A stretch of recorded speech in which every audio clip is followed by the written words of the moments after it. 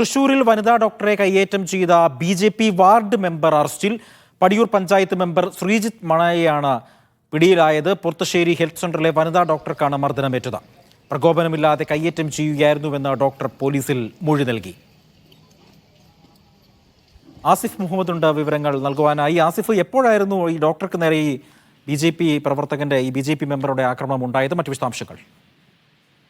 ഇന്ന് രാവിലെയാണ് ഈ ഒരു സംഭവം. പൊർത്തശ്ശേരി ഹെൽത്ത് സെന്ററിൽ ഡോക്ടറെ കാണാനെത്തിയ പടിയൂർ പഞ്ചായത്ത് 11ാം വാർഡ് മെമ്പർ ശ്രീജിത്ത് ആണ് ഡോക്ടറെ കയ്യേറ്റം ചെയ്തത്. ഉറക്കം കുറവാണ് എന്ന പേരിലാണ് ഇയാൾ ഡോക്ടറെ കാണാനെത്തിയത്.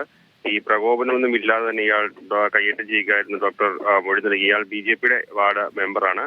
ഈ ഡോക്ടറുടെ മുറിയിലെ സാധനങ്ങളടക്കം ഇയാൾ നശിപ്പിക്കുകയും ചെയ്തിട്ടുണ്ട്. ശബ്ദം കേട്ട് ഓടിയെത്തിയ ആശുപത്രി ജീവനക്കാരും നാട്ടുകാരും ചേർന്ന ശ്രീജിത്തിനെ തടഞ്ഞുവെച്ച പോലീസിൽ വിവരമറിയിക്കുകയായിരുന്നു.